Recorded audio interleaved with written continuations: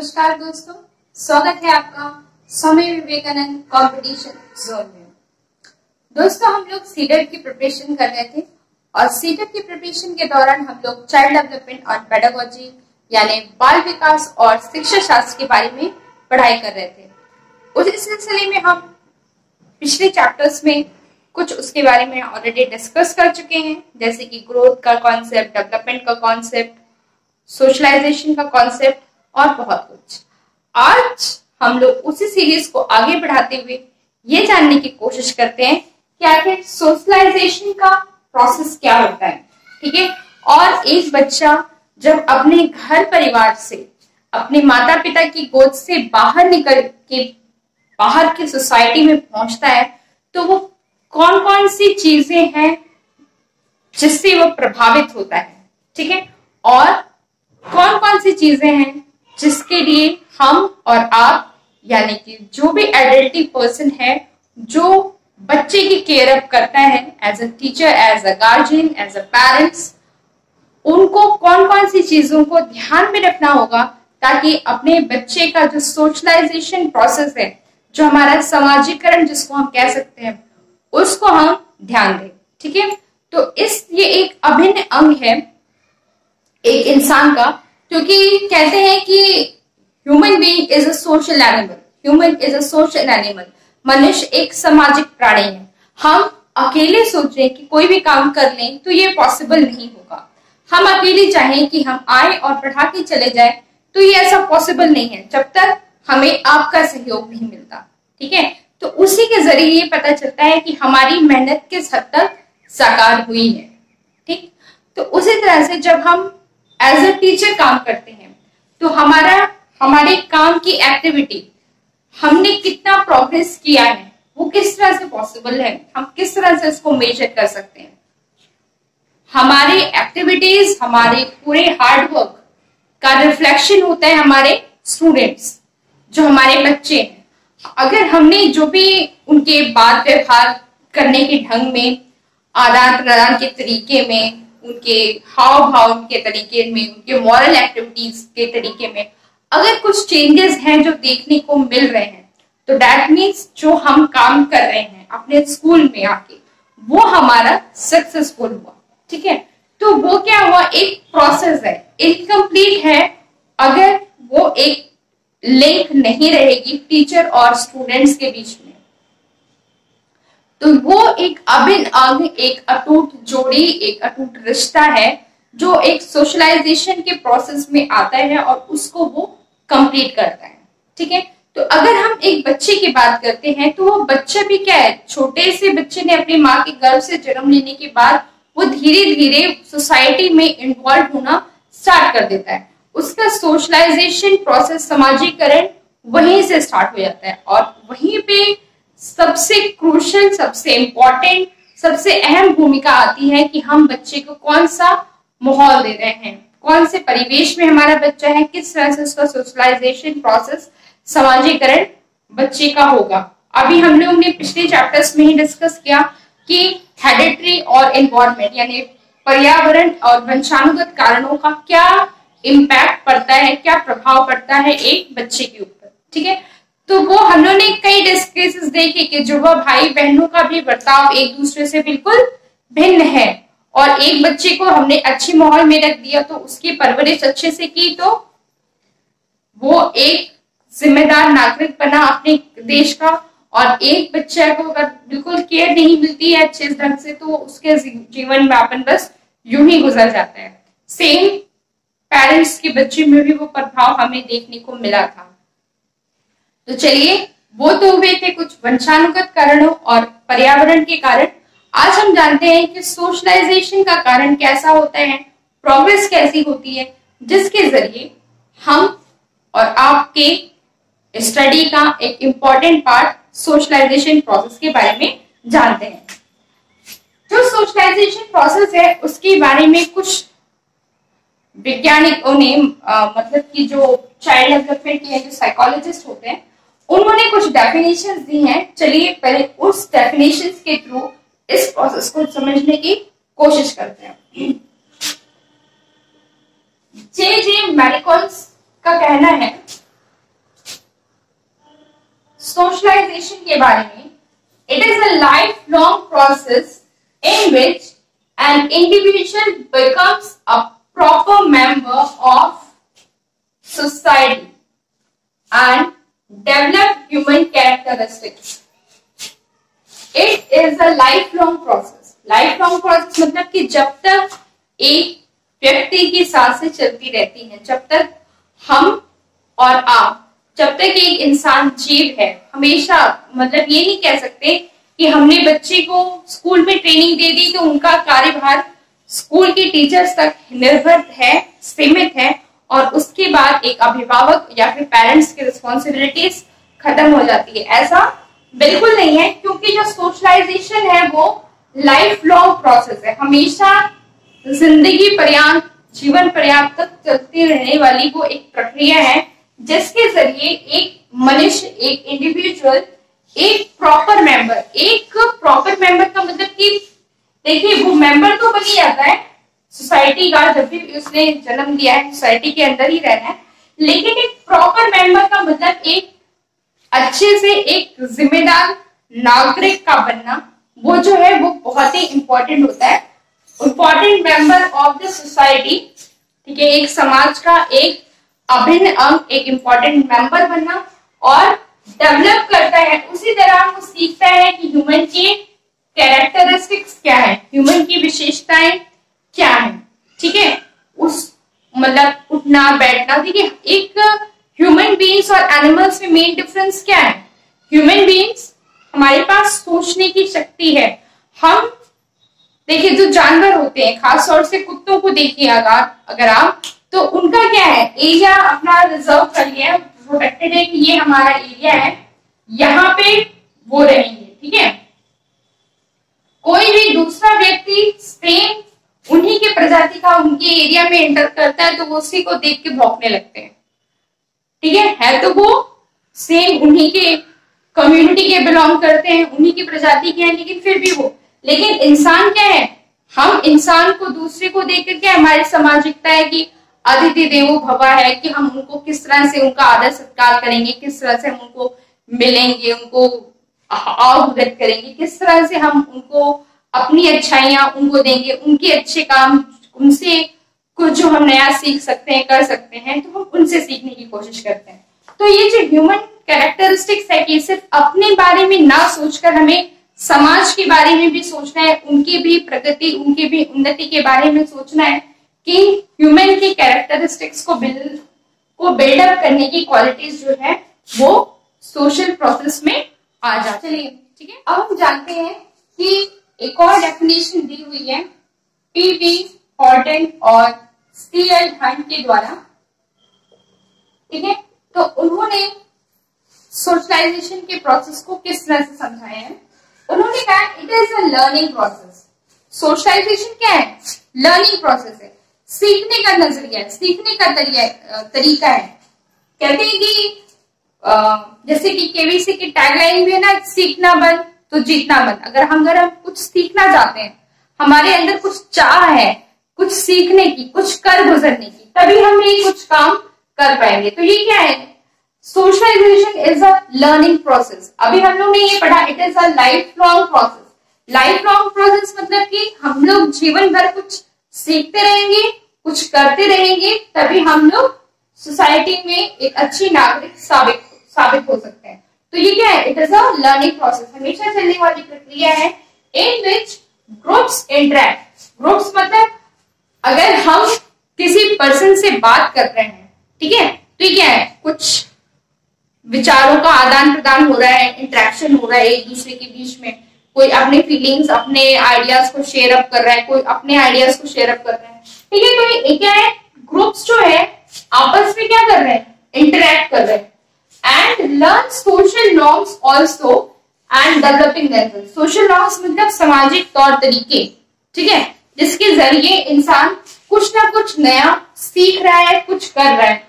तो हम लोग ने ये जाना, देखिए दो डेफिनेशंस दी हुई है अलग अलग साइकोलॉजिस्ट के द्वारा, बट ऑलमोस्ट जो कहने का जो सार है या निष्कर्ष है कि सोशलाइजेशन प्रोसेस किसी एक पड़ाव पर आकर नहीं रुकता, वो हमेशा लगातार चलने वाली प्रक्रिया है और it is a learning process. अगर हम कुछ सीख रहे हैं, सोशल में है, तो हमेशा हम सीखने के लिए उत्सुक है, सीखने के लिए तत्पर है, तभी हम लोग कुछ नया इनोवेटिव डिफरेंट हम लोग सीख रहे हैं। और ये ग्रुप्स में हम इंटरेक्ट कर रहे हैं। हमने नहीं देखा जो डॉग्स हैं वो आपस में एक ही प्रजाति के लोग को देख के, अगले ही शक्ल के कुत्ते को देख के वो लोग भौंकते रहते हैं, अपने एरिया से बाहर निकालने की कोशिश करते रहते हैं।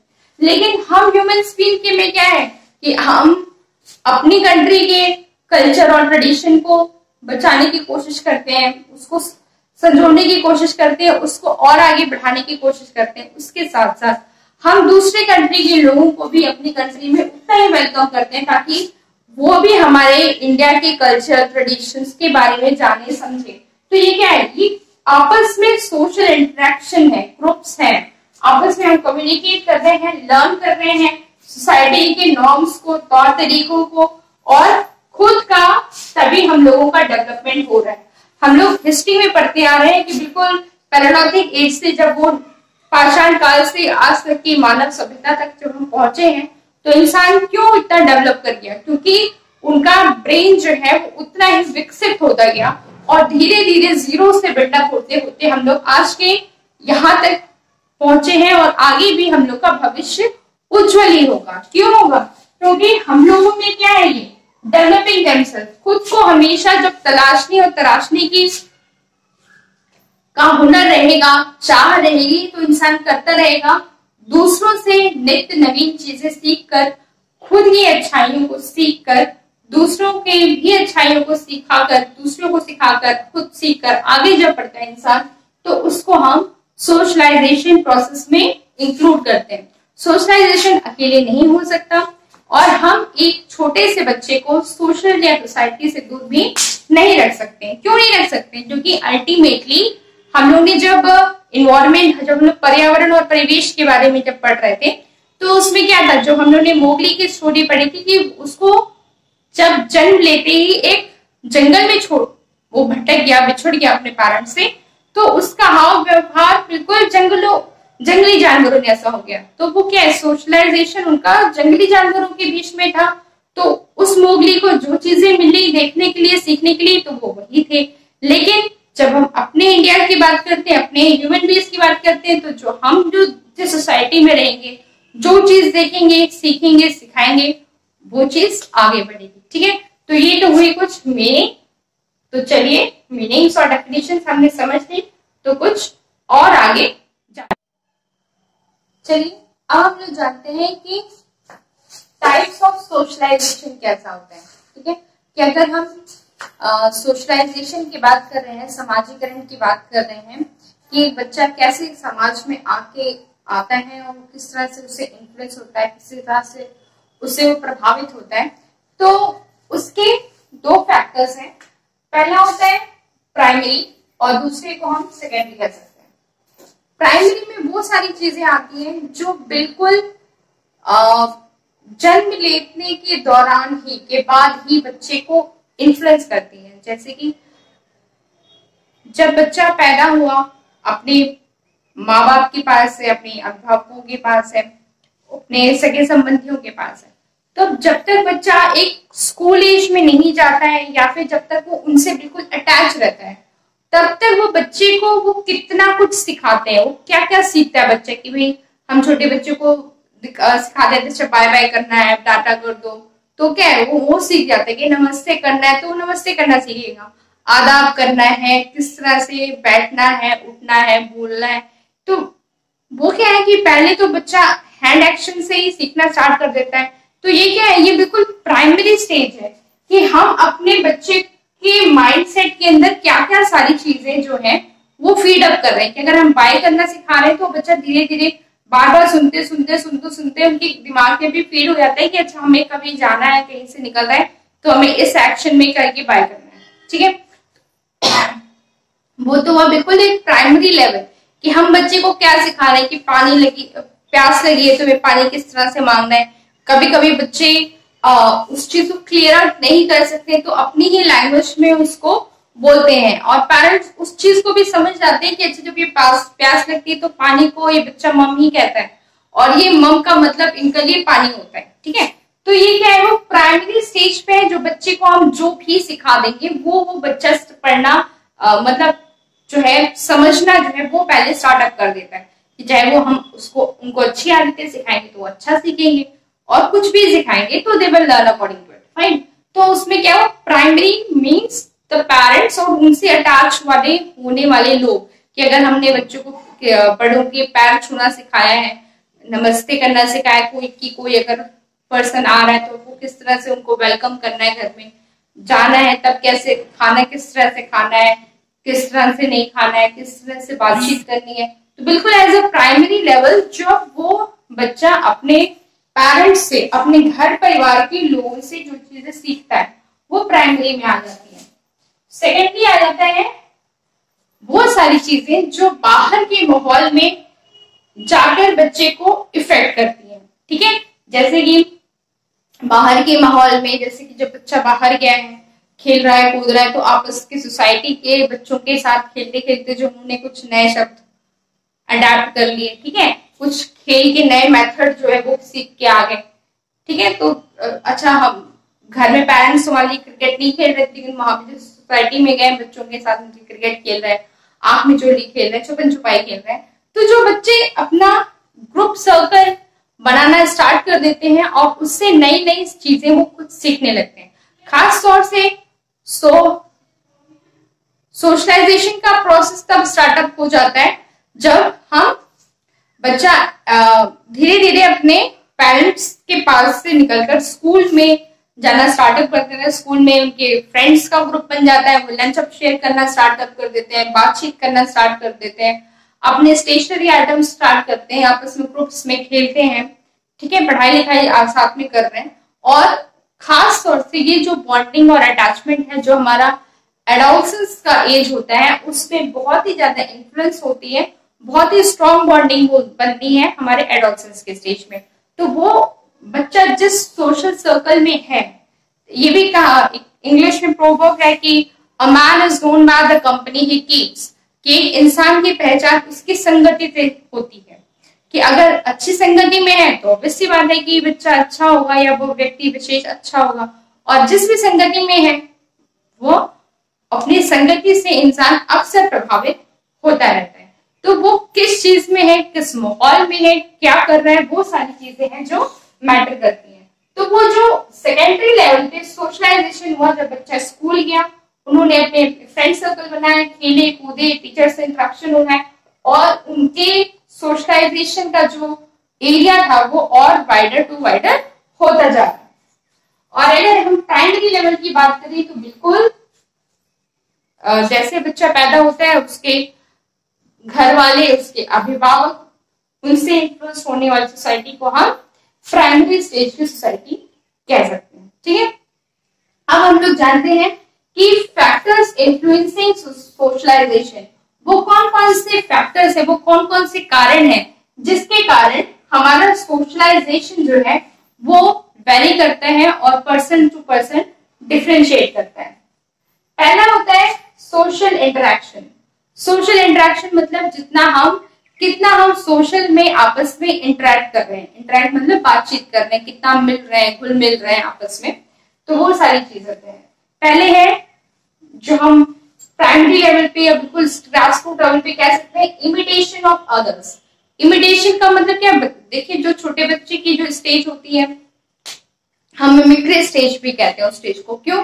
क्योंकि बच्चा जो देखता है वो उसको कॉपी अप करना स्टार्ट कर देता है। अगर मम्मी की ड्रेसिंग स्टाइल हुआ, उनका हेयर स्टाइल हुआ, वो तक बच्चे कॉपी करने की कोशिश करते हैं। उनके पेरेंट्स किस तरह से वॉक करते हैं, टॉक करते हैं, अगर कोई स्पेसिफिक टर्म का यूज करते हैं, ठीक है, तो वो सारी चीजें क्यों, बच्चा इमिटेट कर रहा है, वो बिल्कुल कॉपी कैट होता है कि जो देखा वो सीख रहे हैं, तो वो इमिटेशन है।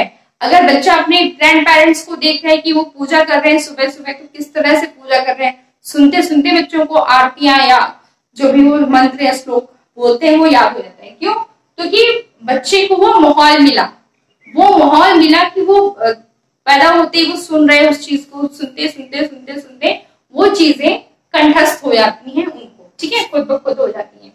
तो वो हो जाता है हमारा इमिटेशन स्टेज। जो बच्चा देखेगा अच्छा देखेगा तो अच्छा सीखेगा। ये बात उल्टी भी इतनी ही सही है कि अगर बुरी चीजें देखेंगे तो उसका बुरा प्रभाव भी उतना ही पड़ता है।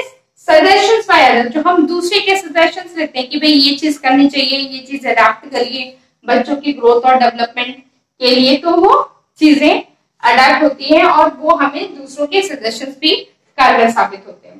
Then is sympathy. सिंपैथी का किस तरह से माहौल होता है? देखिए, जब हम लोग पढ़ते हैं चाइल्ड डेवलपमेंट में, एक सिंपैथी का मतलब कि दयालु का भाव, एक दूसरे के प्रति केयर का भाव, ठीक है, कि हम किस तरह से दूसरे की रक्षा कर रहे हैं, प्रोटेक्ट कर रहे हैं, ठीक है। तो बहुत सारी जो बच्चों की राइम्स वगैरह भी होती हैं, तो वो भी बच्चों को ट्रैफिक रूल्स भी हंसते खेलते सिखाने का उनका है, वॉश योर हैंड्स और वॉश योर फेस, ठीक है। तो बहुत सारी पोएम्स राइम्स भी ऐसे होते हैं। तो शेयरिंग इज केयरिंग, बहुत सारे राइम्स आप लोगों ने सुनी होंगी। तो ये क्यों आती है कि वो हम बच्चों को किस तरह से सिंपैथी भी सिखाएं, दया आदर का भाव भी कैसे हो। जब बच्चे को एक घर के माहौल में एक सिंपैथी का माहौल मिलता है कि अच्छा चोट लग जा रही है तो मुझे किस तरह से मेरे पेरेंट्स हमारे उसको पैम्पर कर रहे हैं, किस तरह से उसको हैंडल करी जा रही है, उसको पैम्पर किया जा रहा है बच्चे को, ठीक है। आपस में किस तरह से लोग एक दूसरे के रिस्पेक्ट कर रहे हैं, एक दूसरे को रिस्पेक्ट दे रहे हैं, तो वो एक बच्चे के साइकोलॉजिकली माइंड पे, छोटे से माइंड पे बहुत बड़ा इफेक्ट पड़ता है।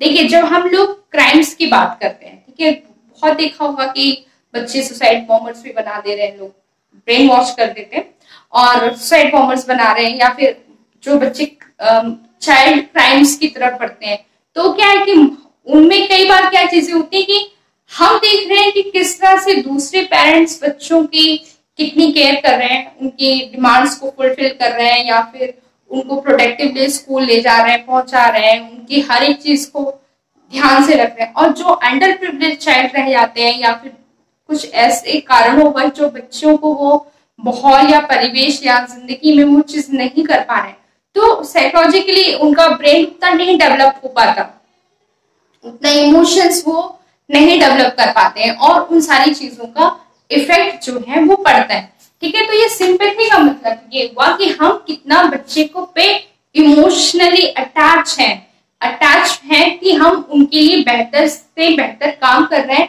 और बच्चों के अंदर भी वो चीजें हैं कि हाँ, हमारे इफेक्ट होने से, हमारे बीमार पड़ने से हमारे पेरेंट्स पे कितना इफेक्ट पड़ रहा है, प्रभाव पड़ रहा है, और हम किस ढंग से काम करेंगे ताकि हम और उसको बेहतर कर सकते हैं चीजों को, ठीक है।